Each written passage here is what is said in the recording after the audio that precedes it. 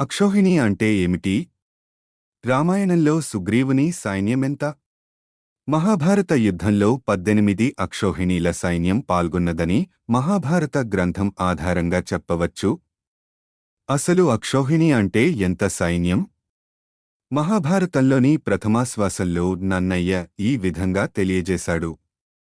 వరరథ మొక్కండు వారణ మొక్కండు తురగముల్ 3 కాల్వురును నేవు రను సంఖ్య గలయది యగుబత్తి యది త్రిగుణంబైన సేనా ముఖంబు దీని త్రిగుణంబు గుల్మంబు దీని మమ్మడుగగు గణము తద్గణము త్రిగుణితమైన వాహినియగు దత్పృతన మూట గుణిత మైనజము వగున్ మరిదానిము మడుగనికిని సమాఖ్యనొనరు నదీబదేడుంగులైన నక్షౌహిణి యోనిరంతర ప్రమాణు సంఖ్య అంటే అర్థం ఒక రథము ఒక ఏనుగు 3 గుర్రాలు 5 కాల్బలం కలిగిన సైన్యం పత్తి అని పేరు.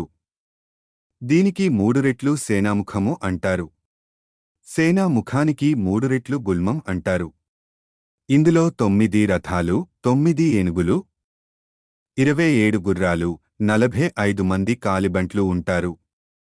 గుల్మానికి 3 రెట్లు గణము గణానికి 3 రెట్లు వాహిని. ఇందులో 81 రథాలు 81 ఏనుగులు 243 గుర్రాలు 405 మంది కాలిబంట్లు ఉంటారు. వాహినికి 3 రెట్లు పృతనకు 3 రెట్లు చమువు చమువుకు 3 రెట్లు అనికిని. ఇందులో 2187 రథాలు 2187 ఏనుగులు 6561 గుర్రాలు 10,935 మంది కాలిబంట్లు ఉంటారు. అనికినికి 10 రెట్లయితే అక్షౌహిణి అవుతుంది.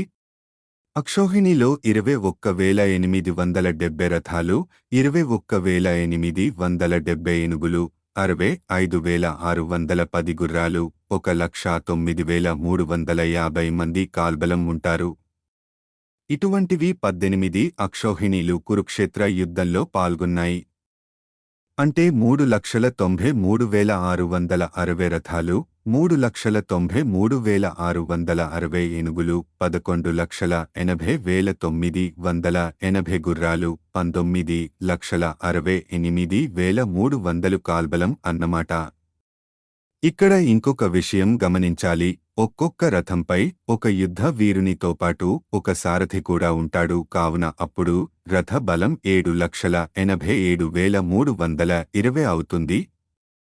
అలాగే గజబలంలో కూడా ఒక యుద్ధ వీరునితో పాటు మావటివాడు ఉంటాడు. కావున గజబలం 7,87,320 అవుతుంది. వీటన్నిటినీ కలిపితే కురుక్షేత్ర యుద్ధంలో 47,23,920 మంది పాల్గొన్నారు. 18 అక్షౌహిణీల సైన్యంలో పాండవుల బలం 7 అక్షౌహిణీలు 8 అక్షౌహిణీలు 1 ఏకము 8 ఏకములు 1 కోటి. కోటి అంటే మనం ఇప్పుడు లెక్కించే కోటి కాదు. 8 కోట్లు 1 శంఖము 8 శంఖములు 1 కుముదం 8 కుముదములు 1 పద్మము 8 పద్మములు 1 నాడి 8 నాడులు 1 సముద్రం 8 సముద్రాలు 1 వెల్లువ అని పేరు. ఇటువంటివి 70 వెల్లువలు సుగ్రీవుని సైన్యము అని కంబ రామాయణం చెబుతుంది. ఇక రావణుని సైన్యం ఎంతో ఊహించండి. ఇది అక్షౌహిణి కథ. ఈ కంటెంట్ మీకు నచ్చినట్లయితే లైక్, షేర్, కామెంట్ ఇంకా సబ్స్క్రైబ్ చేసుకోండి.